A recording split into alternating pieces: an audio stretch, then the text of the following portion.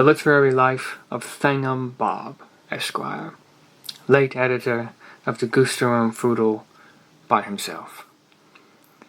I am now growing in years, and, since I understand that Shakespeare and Mr. Emmons are deceased, it is not impossible that I may even die.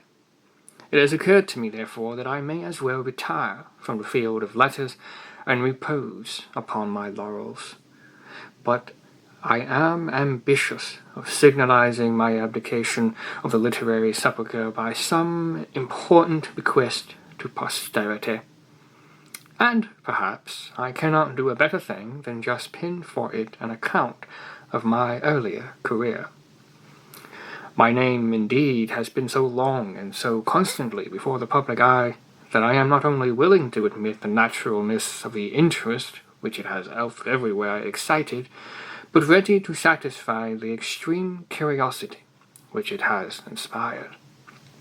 In fact, it is no more than the duty of him who achieves greatness to leave behind him in his ascent such landmarks as may guide others to be great.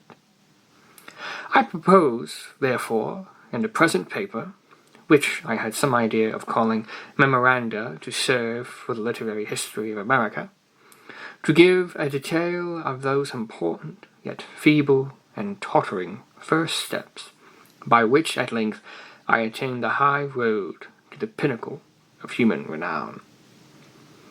Of one's very remote ancestors it is superfluous to say much. My father, Thomas Bob, Esquire, stood for many years at the summit of his profession, which was that of a merchant barber in the city of Smug. His warehouse was the resort of all the principal people of the place, and especially of the editorial corps, a body which inspires all about it with profound veneration and awe. For my own part, I regard them as gods, and drank in with an avidity the rich wit and wisdom which continuously flowed from their august mouths during the process of what is styled lather. My first moment of positive inspiration must be dated from the ever-memorable epoch when the brilliant conductor of the gadfly, in the intervals of the important process just mentioned, recited aloud, before a conclave of our apprentices, an inimitable poem in honor of the only genuine oil of Bob, so called from its talented inventor, my father, and for which effusion the editor of The Fly was remunerated with a regal liberality by the firm of Thomas Bob and Company, merchant barbers. The genius of the stanzas to the oil of Bob first breathed into me, I say, the divine afflatus. I resolved at once to become a great man, and to commence by becoming a great poet. That very evening I fell upon my knees at the feet of my father. "Father," I said, "pardon me, but I have a soul above lather. It is my firm intention to cut the shop. I would be an editor. I would be a poet. I would pen stanzas to the oil of Bob. Pardon me, and aid me to be great." "My dear Thingum," replied my father, I had been christened Thingum after a wealthy relative so surnamed. "My dear Thingum," he said, rising for me from my knees by the ears, "Thingum, my boy, you're a trump, and take after your father in having a soul. You have an immense head, too, and it must hold a great many brains. This I have long seen, and therefore had thoughts of making you a lawyer. The business, however, has grown ungenteel, and that of politician don't pay. Upon the whole, you judge wisely. The trade of editor is best, and if you can be a poet at the same time, as most of the editors are, by the by, why, you will kill two birds with one stone. To encourage you in the beginning of things, I will allow you a garret, pen, ink, and paper, a rhyming dictionary, and a copy of the gadfly. I suppose you would scarcely demand any more." "I would be an ungrateful villain if I did," I replied with enthusiasm. "Your generosity is boundless. I will repay it by making you the father of a genius. Thus ended my conference with the best of men, and immediately upon its termination I betook myself with zeal to my poetical labours, as upon these chiefly I founded my hopes of ultimate elevation to the editorial chair. In my first attempts at composition, I found the stanzas to The Oil of Bob rather a drawback than otherwise. Their splendour more dazzled than enlightened me. The contemplation of their excellence tended, naturally, to discourage me by comparison with my own abortions, so that for a long time I laboured in vain. At length there came into my head one of those exquisitely original ideas which, now and then, will permeate the brain of a man of genius. It was this. Or rather, thus was it carried into execution. From the rubbish of an old bookstall, in a very remote corner of the town, I got together several antique and altogether unknown or forgotten volumes. The bookseller sold them to me for a song. From one of these, which purported to be a translation of one Dante's Inferno, I copied with remarkable neatness a long passage about a man named Ugolino, who had a parcel of brats.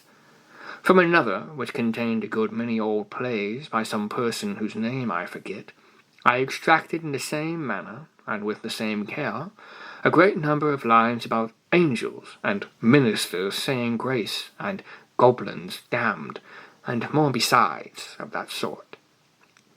From a third, which was the composition of some blind man or other, either a Greek or a Choctaw, I cannot be at the pains of remembering every trifle exactly, I took about 50 verses beginning with Achilles' wrath, and Greece, and something else.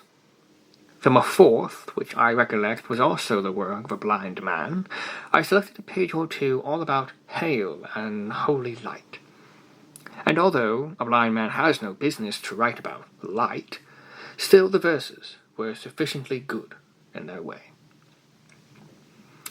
Having made fair copies of these poems, I signed every one of them Apollodoc, a fine sonorous name, and doing each up nicely in a separate envelope, I dispatched one to each of the 4 principal magazines with a request for speedy insertion and prompt pay. The result of this well-conceived plan, however, the success of which would have saved me much trouble in after life, served to convince me that some editors are not to be bamboozled, and gave the coup de grace, as they say in France, to my nascent hopes, as they say in the city of transcendentals. The fact is that each and every one of the magazines in question gave Mr.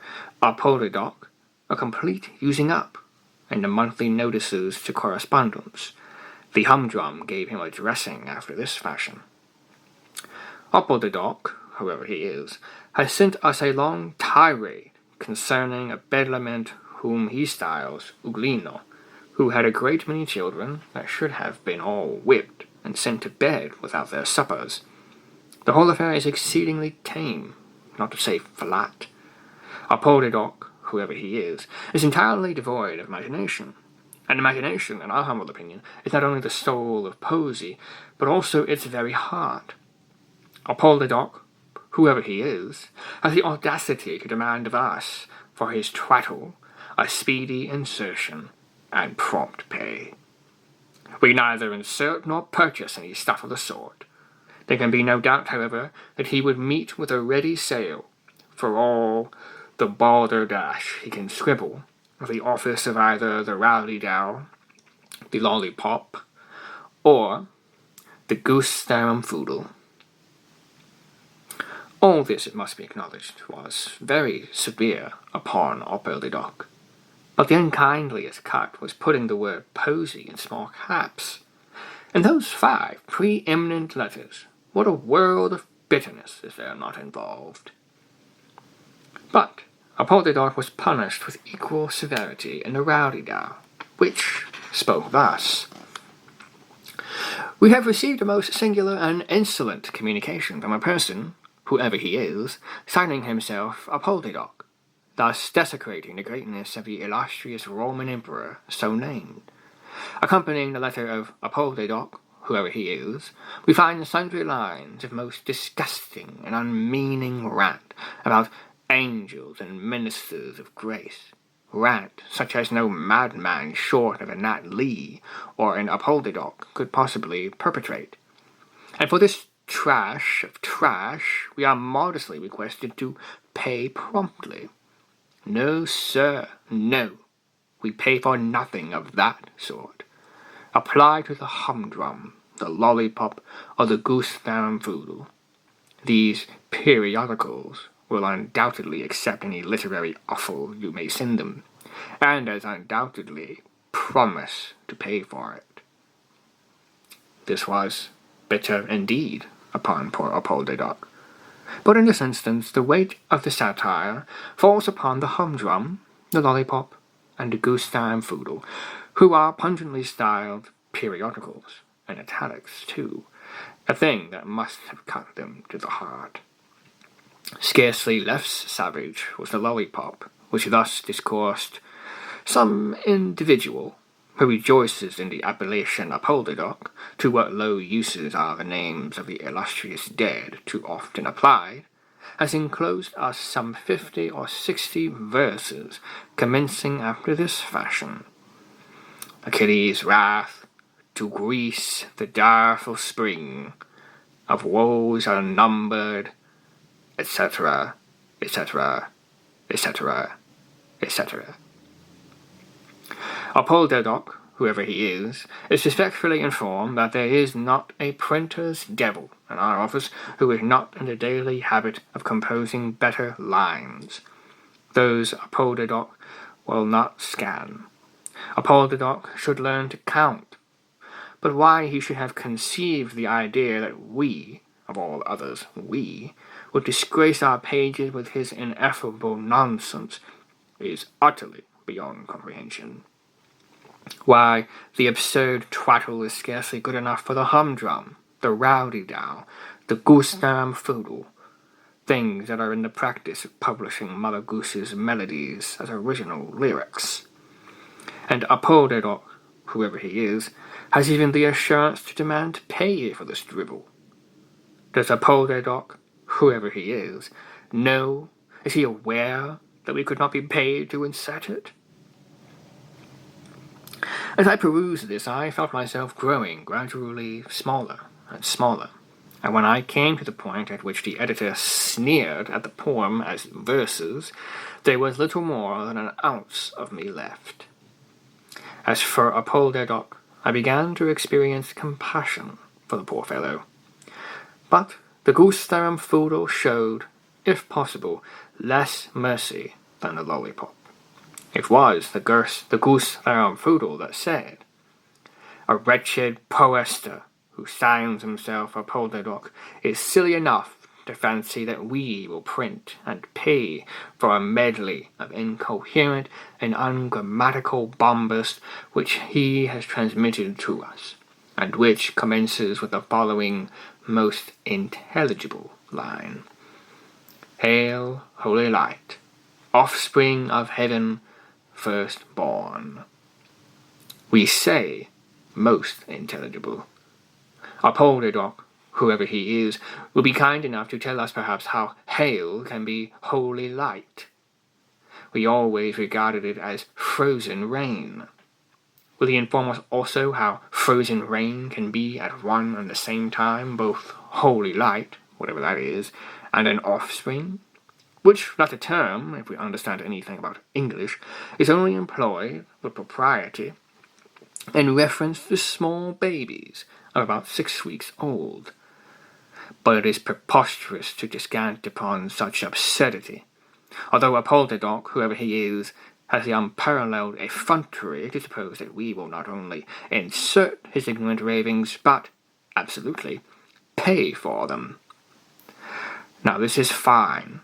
It is rich, and we have half a mind to punish this young scribbler for his egotism by really publishing his effusion verbatim et literarum, as he has written it. We could inflict no punishment so severe, and we would inflict it, but for the boredom which we should cause our readers in so doing. Let the Doc, whoever he is, send any future composition of like character to the humdrum, the lollipop, or the rowdy owl. They will insert it. They insert every month just such stuff. Send it to them. We are not to be insulted with impunity. This made an end of me. And as for the humdrum, the rowdy owl, and the lollipop, I never could comprehend how they survived it. The putting them in the smallest possible minion, that was the rub, thereby insinuating their lowness, their baseness, while we stood looking down upon them in gigantic capitals. Oh, it was too bitter. It was wormwood. It was gall. Had I been either of those periodicals, I would have spared no pains to have the Gustav Frudel prosecuted. It might have been done under the Act for the Prevention of Cruelty to Animals. As for Doc, whoever he is, I had by this time lost all patience with the fellow, and sympathized with him no longer. He was a fool, beyond doubt, whoever he was, and got not a kick more than he deserved. The result of my experiment with the old books convinced me, in the first place, that honesty is the best policy, and in the second, that if I could not write better than Mr. Dante, and the two blind men, and the rest of the old set, it would, at least, be a difficult matter to write worse. I took heart, therefore, and determined to prosecute the entirely original, as they say on the covers of the magazines, at whatever cost of study and pains. I again placed before my eyes, as a model, the brilliant stanzas on the Oil of Bob, by the editor of the Gadfly, and resolved to construct an ode on the same sublime theme, in rivalry of what had already been done. With my first line I had no material difficulty. It ran thus: to pen an ode upon the Oil of Bob.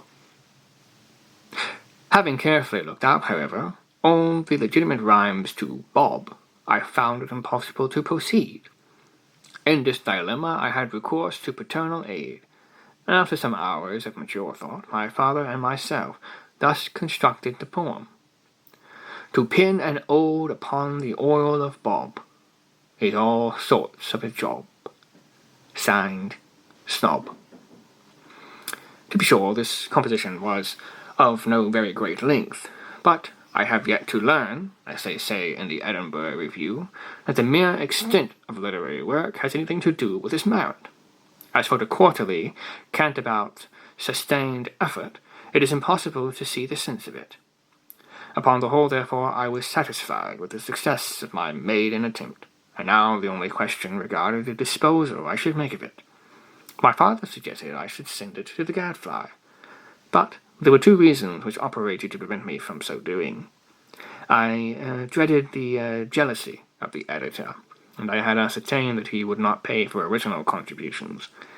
I therefore, after due deliberation, consigned the article to the more dignified pages of the Lollipop, and awaited the event in anxiety, but with resignation.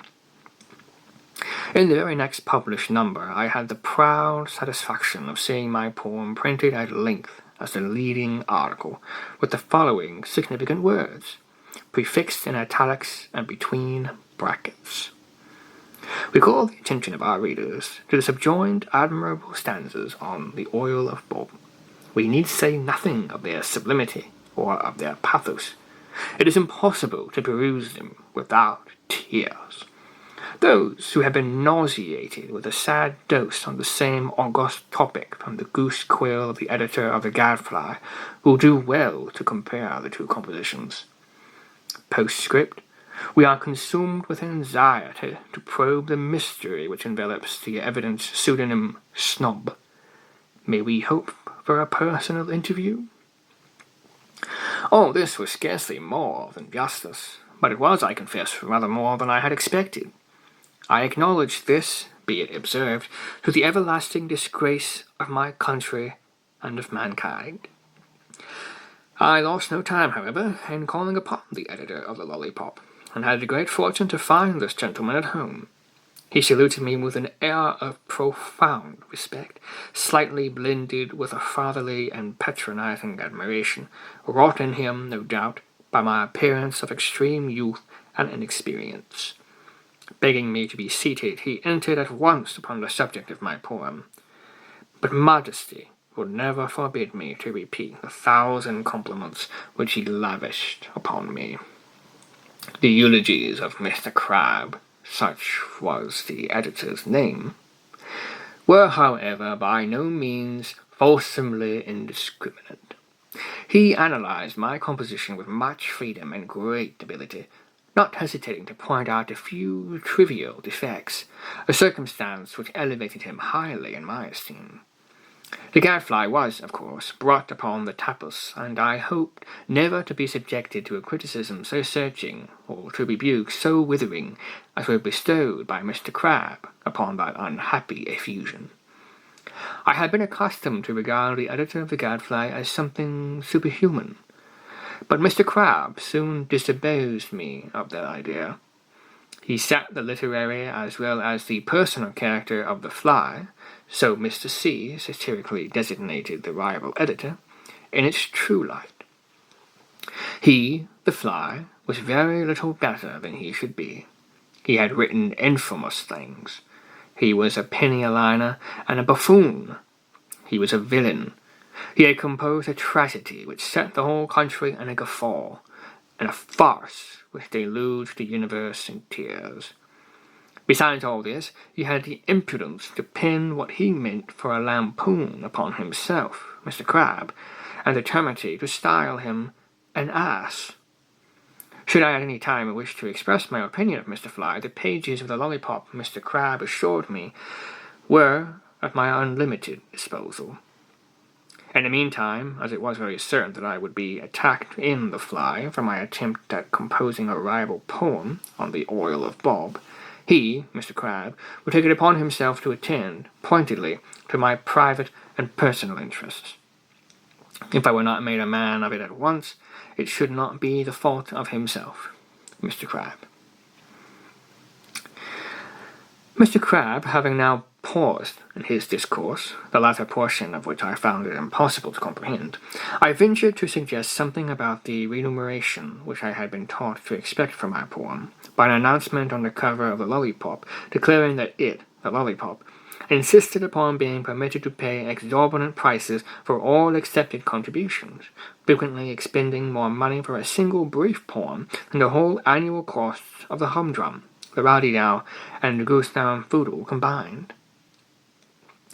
As I mentioned the word remuneration, Mr. Crabbe first opened his eyes, and then his mouth, to quite a remarkable extent, causing his personal appearance to resemble that of a highly agitated elderly duck in the act of quacking. And in this condition he remained, ever and anon pressing his hands tightly to his forehead, as if in a state of desperate bewilderment, until I had nearly made an end of what I had to say. Upon my conclusion, he sank back into his seat, as if much overcome, letting his arms fall lifelessly by his sides, but keeping his mouth still rigorously open, after the fashion of the duck. While I remained in speechless astonishment at behaviour so alarming, he suddenly leaped to his feet, and made a rush at the bell-rope. But just as he reached this, he appeared to have altered his intention, whatever it was, for he dived under a table, and immediately reappeared with a cudgel. This he was in the act of uplifting, for what purpose I am at a loss to imagine, when all at once there came a benign smile over his features, and he sank placidly back in his chair.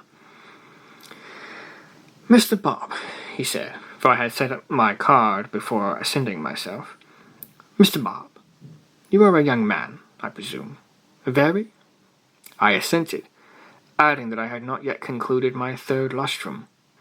"Ah," he replied, "very good. I see how it is. Say no more. Touching this matter of compensation, what you observe is very just. In fact, it is excessively so.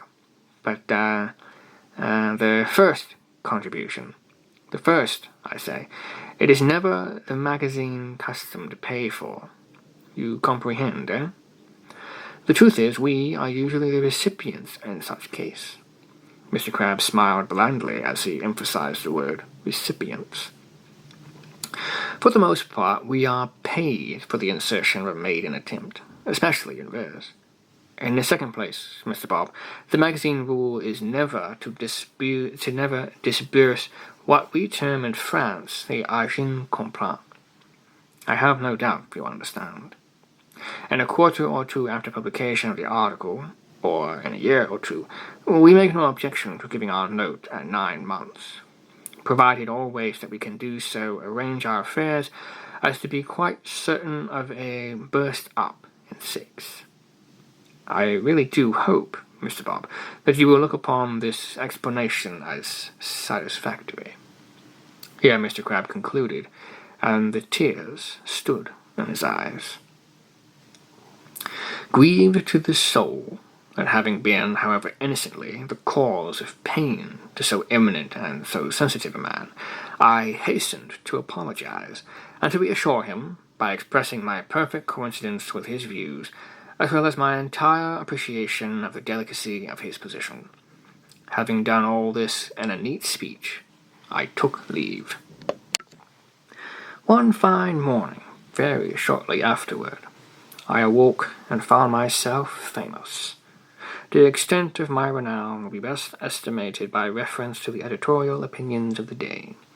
These opinions, it will be seen, were embodied in critical notices of the number of the Lollipop containing my poem, and are perfectly satisfactory, conclusive, and clear, with the exception, perhaps, of the hieroglyphical remarks, September 15th, -1st T, appended to each of the critiques. The Owl, a journal of profound sagacity, and well known for the deliberate gravity of its literary decisions, the Owl, I say, spoke as follows. The Lollipop. The October number of this delicious magazine surpasses its predecessors and sets competition at defiance in the beauty of its typography and paper, in the number and excellence of its steel plates, as well as in the literary merit of its contributions.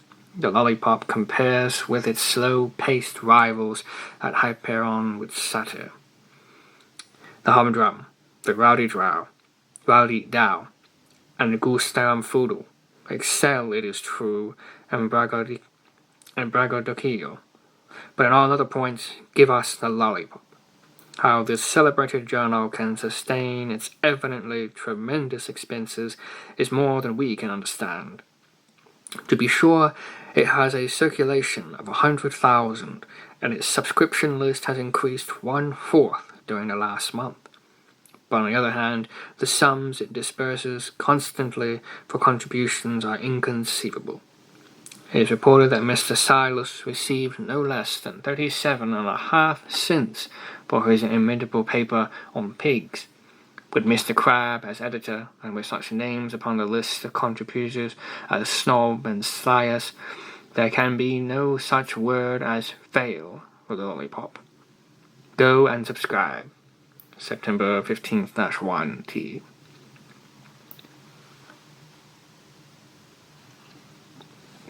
I must say that I was gratified with this high-toned notice from a paper so respectable as the Owl. The placing of my name, that is to say, my nom de guerre, in priority of station to that of the great Slias, was a compliment as happy as I felt it to be deserved.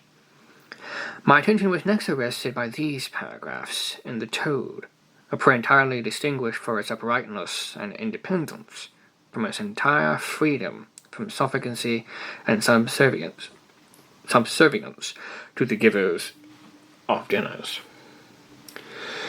The Lollipop for October is out in advance of all its contemporaries, and infinitely surpasses them, of course, in the splendor of its embellishments, as well as in the richness of its contents. The Humdrum, the Rowdy Dow, and the Goose-Down Foodle excel, we admit, in braggadocio, but in all other points give us the Lollipop. How this celebrated magazine can sustain its evidently tremendous expenses is more than we can understand. To be sure, it has a circulation of 200,000, and its subscription list has increased 1/3 during the last fortnight. But on the other hand, the sums it disperses monthly for contributions are fearfully great. We learn that Mr. Mumblethumb received no less than 50 cents for his late monody in a mud puddle. Among the original contributors to the present number we notice, besides the eminent editor Mr. Crabbe, such men as Snob, Slyus, and Mumblethumb. Apart from the editorial matter, the most valuable paper, nevertheless, is, we think, a poetical gem by Snob on the oil of Bob. But our readers must not suppose from the title of the incomparable Beirut that it bears any similitude to some blanderish on the same subject by a certain contemptible individual whose name is unmentionable to ears polite. The present poem on the oil of Bob has excited universal anxiety and curiosity in respect to the owner of the evident pseudonym Snob, a curiosity which, happily, we have it in our power to satisfy. Snob is the nom de plume of Mr. Thingum Bob of this city, a relative of the great Mr. Thingum, after whom he is named, and otherwise connected with the most illustrious families of the state. His father, Thomas Bob Esquire, is an opulent merchant in Smug. September 15th-1T. This generous approbation touched me to the heart, the more especially as it emanated from a source so avowedly, so proverbially pure as the toad. The word blanderdash as applied to the oil of Bob of the Fly I considered singularly pungent and appropriate.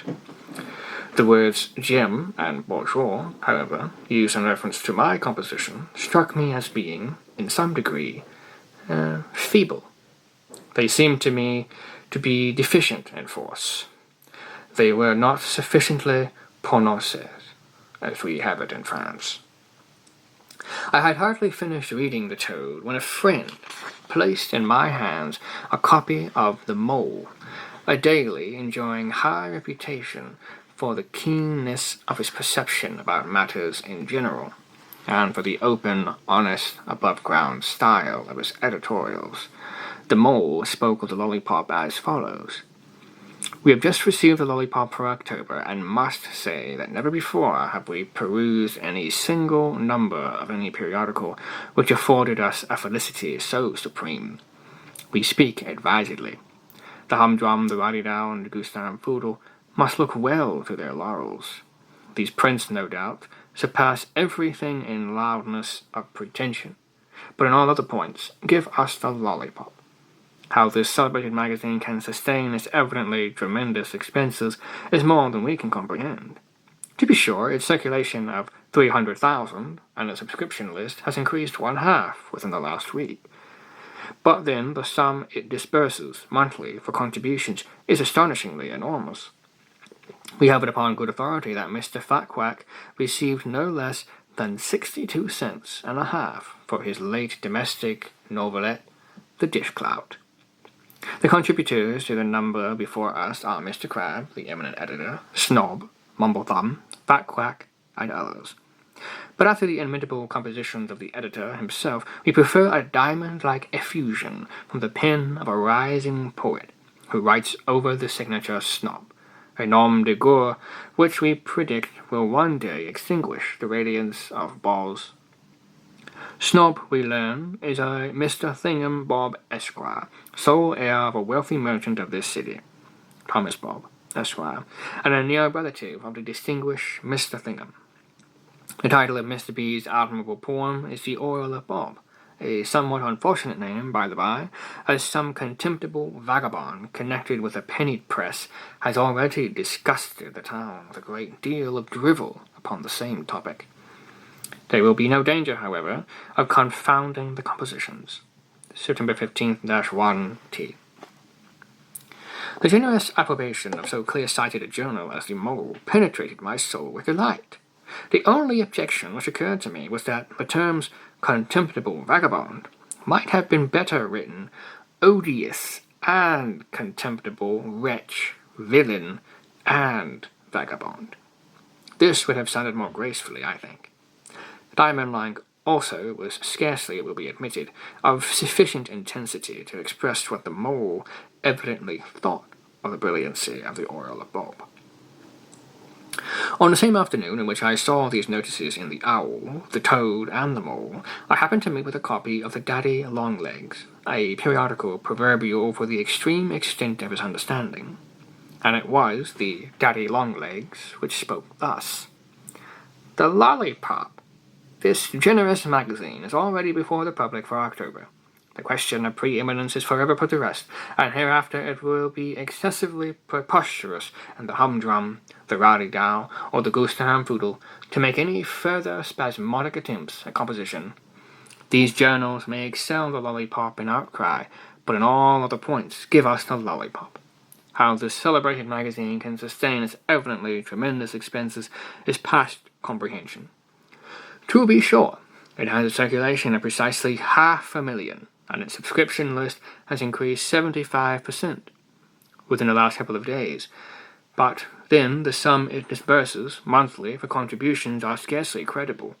We are cognizant of the fact that Mademoiselle Cribelito received no less than 87 cents and a half for her late valuable revolutionary tale entitled The Yorktown Katydid and the Bunker Hill Katydidn't.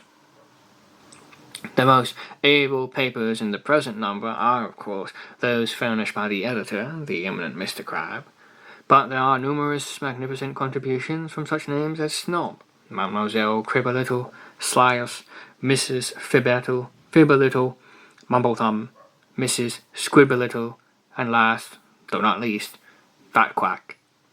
The world may well be challenged to produce so rich a galaxy of genius.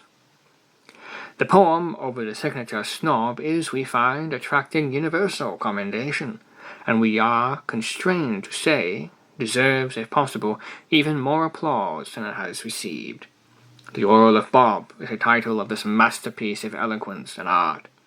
One or two of our readers may have a very faint, although sufficiently disgusting recollection of a poem, similarly entitled, The Perpetuation of a Miserable Penny-a-Liner, Decadent and Cutthroat, connected in the capacity of Scullin, he believed, with one of the indecent prints about the purlines of the city.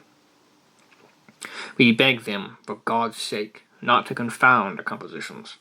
The author of The Oil of Bob is, we hear, Thingum Bob, Esquire, a gentleman of high genius and a scholar. Snob is merely a nom de guerre. September 15-1T. I could scarcely restrain my indignation when I perused the concluding portions of this diatribe. It was clear to me that the yea-nay manner, not to say the gentleness, the positive forbearance with which the Daddy Longlegs spoke of that pig, the editor of the Gadfly, it was evident to me that that this gentleness of speech could proceed from nothing else than a partiality for the fly, whom it was clearly the intention of the Daddy Longlegs to elevate into reputation at my expense. Anyone, indeed, might preconceive, for with half an eye, that had the real design of the Daddy been what it wished to appear it, the Daddy might have expressed itself in terms more direct, more pungent, and altogether more to the purpose. The words penny-a-liner, mendicant, scullion, and cutthroat were epithets so intentionally inexpressive and equivocal as to be worse than nothing when applied to the author of the very worst stanzas ever penned by one of the human race. We all know what is meant by damning with faint praise, and, on the other hand, who could fail seeing through the covert purpose of the Daddy, that of glorifying with feeble abuse? What the Daddy chose to say to the fly, however, was no business of mine.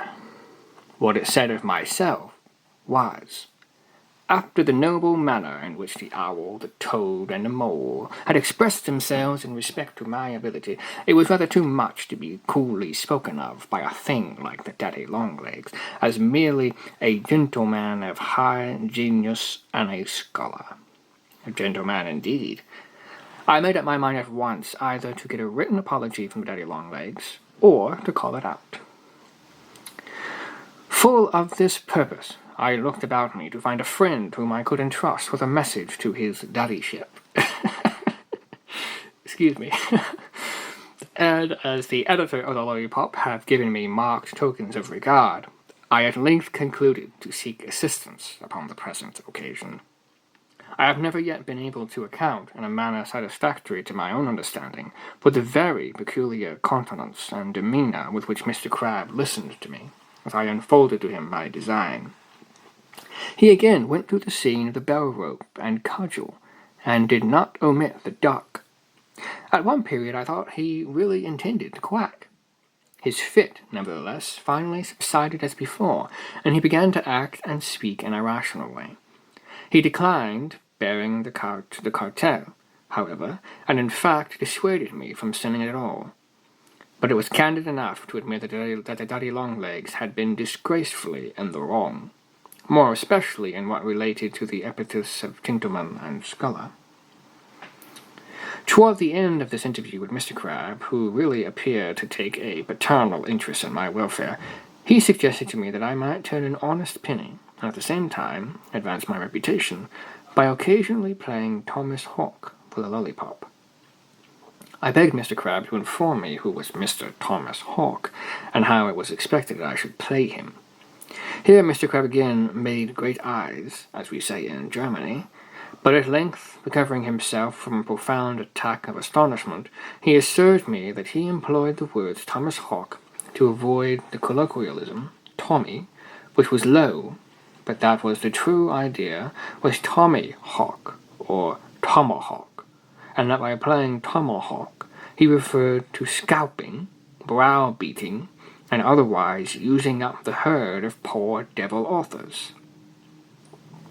I assured my patron that, if this was all, I was perfectly resigned to the task of playing Thomas Hawk. Hereupon, Mr. Crabbe desired me to use up the editor of the Gadfly forthwith, in the fiercest style within the scope of my ability, and as a specimen of my powers. This I did upon the spot, in a review of the original Oil of Bob, occupying 36 pages of the Lollipop. I found myself playing Thomas Hawk indeed, a far less onerous occupation than poeticizing, for I went upon system altogether, and thus it was easy to do the thing thoroughly well. My practice was this. I bought auction copies, cheap, of Lord Brougham's speeches, Corbett's complete works, the new slang syllables, the whole art of snubbing, Prentis's Billingsgate, folio edition, and Lewis G. Clark on tongue. These works I cut up thoroughly with a currycomb, and then, throwing the shreds into a sieve, sifted out carefully all that might be thought decent, a mere trifle, reserving the hard phrases which I threw into a large tin pepper-caster with longitudinal holes so that an entire sentence could get through without material injury. The mixture was then ready for use. When called upon to play Thomas Hawk, I anointed a sheet of foolscap with the white of a gander's egg. Then, shredding the whole thing to be reviewed as I had previously shredded the books, only with more care so as to get every word separate, I threw the latter shreds in with the former, screwed on the lid of the caster, gave it a shake, and so dusted out the mixture upon the egged foolscap, where it stuck. The effect was beautiful to behold. It was captivating. Indeed, the reviews I brought to pass by this simple expedient have never been approached, and were the wonder of the world. At first, through bashfulness, the result of inexperience, I was a little put out by a certain inconsistency, a certain air of the bizarre, as we say in France, worn by the composition as a whole. All the phrases did not fit, as we say in the Anglo-Saxon. Many were quite awry. Some even were upside down, and there were none of them which were not, in some measure, injured in regard to effect by this latter species of accident when it occurred, with the exception of Mr. Lewis Clark's paragraphs, which were so vigorous and altogether stout, that they seemed not particularly disconcerted by any extreme of position, but looked equally happy and satisfactory, whether on their heads or on their heels. What became of the editor of the Gadfly after the publication of my criticism on his Oil of Bob, it is somewhat difficult to determine. The most reasonable conclusion is that he wept himself to death. At all events, he disappeared instantaneously from the face of the earth, and no man has seen even the ghost of him since. This matter having been properly accomplished, and the Furies appeased, I grew at once into high favour with Mr. Crabbe. He took me into his confidence, gave me a permanent situation at Thomas Hawk on the Lollipop, and, as for the present, he could afford me no salary, allowed me to profit at discretion by his advice. "My dear Thingum," said he to me one day after dinner, "I respect your abilities and love you as a son. You shall be my heir. When I die, I will bequeath you the Lollipop. In the meantime, I will make a man of you. I will provide always that you follow my counsel. The first thing to do is to get rid of the old bore." "Bore?" said I inquiringly. "Pig, eh? Aper, as we say in Latin. Who? Where?" "Your father," said he. "Precisely," I replied. "Pig." "You have your fortune to make, Thingum," resumed Mr. Crabbe, "and that governor of yours is a millstone about your neck. We must cut him at once." Here I took out my knife. "We must cut him," continued Mr. Crabbe, "decidedly and forever. He won't do, he won't. Upon second thoughts, you had better kick him, or cane him, or something of that kind." "What do you say," I suggested modestly, "to my kicking him in the first instance, caning him afterward, and winding up by tweaking his nose?" Mr. Crabbe looked at me musingly for some moments, and then answered, "I think, Mr. Bob, that what you propose would answer sufficiently well, indeed remarkably well, that is to say, as far as it went. But barbers are exceedingly hard to cut, and I think upon the whole that, having performed upon Thomas Bob the operations you suggest, it would be advisable to blacken with your fists both his eyes, very carefully and thoroughly, to prevent his ever seeing you again in fashionable promenades. After doing this, I really do not perceive that you can do any more. However, it might be just as well to roll him once or twice in the gutter, and then put him in charge of the police. Any time the next morning you can call at the watch-house and swear an assault." I was much affected by the kindness of feeling toward me personally, which was evinced by this excellent advice of Mr. Crabbe, and I did not fail to profit by it forthwith. The result was that I got rid of the old bore, and began to feel a little independent and gentlemanlike. The want of money, however, was, for a few weeks, a source of some discomfort.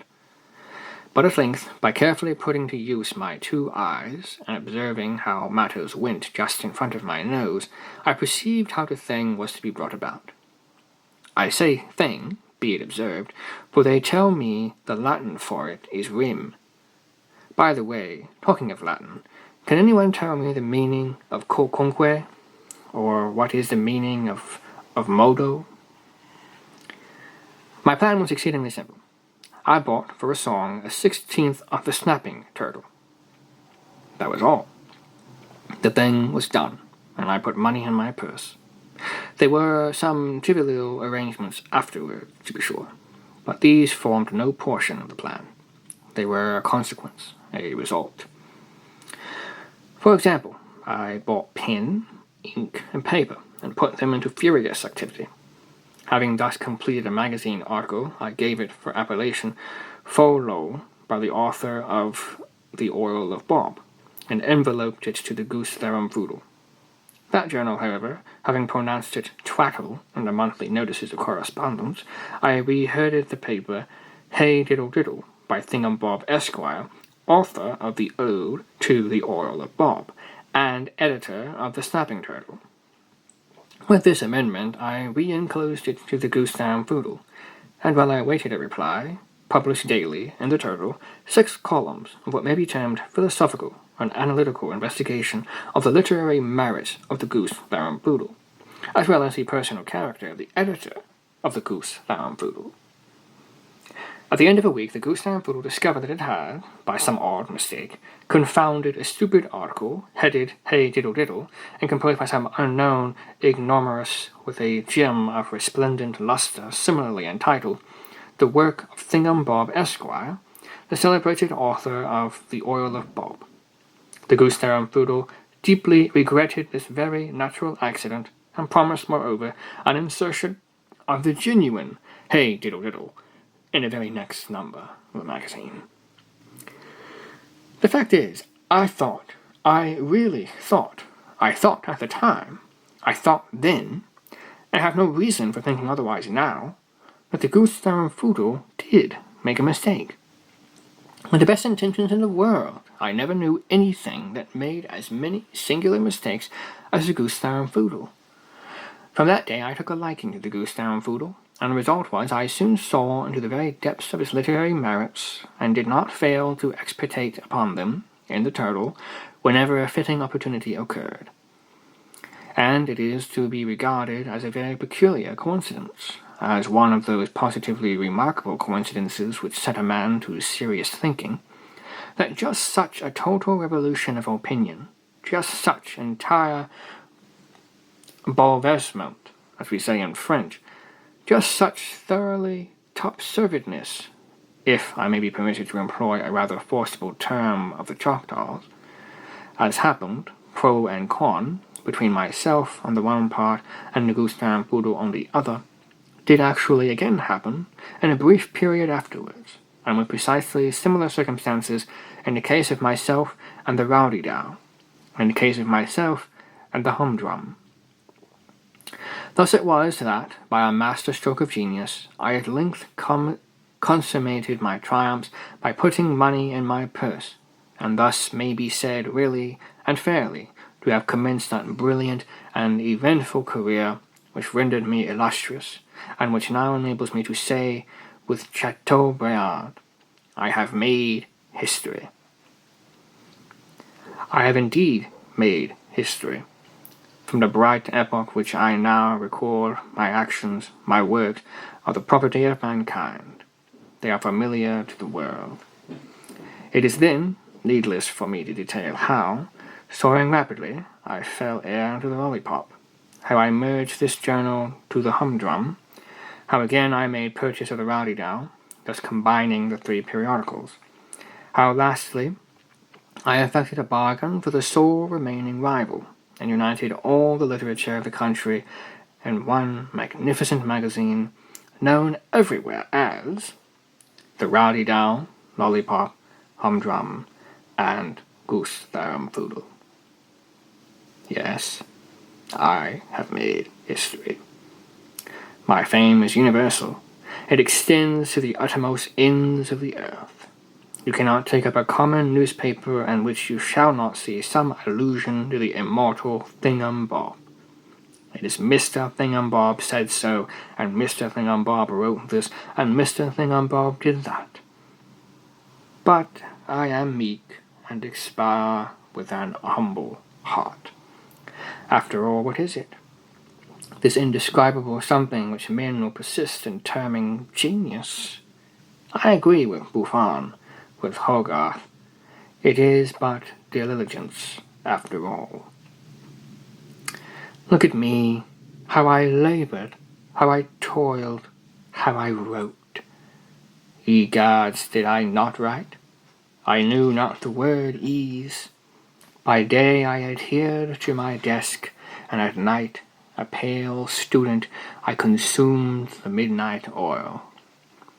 You should have seen me, you should. I learned, I leaned to the right, I leaned to the left, I sat forward, I sat backward, I sat tete bais, as they have it in the Kickapoo, bowing my head close to the alabaster page. And through all, I wrote. Through joy and through sorrow, I wrote. Through hunger and through thirst, I wrote. Through good report and through ill report, I wrote. Through sunshine and through moonshine, I wrote. What I wrote, it is unnecessary to say. The style, that was the thing. I caught it from Fat Quack, whiz, fizz, and I am giving you a specimen of it now.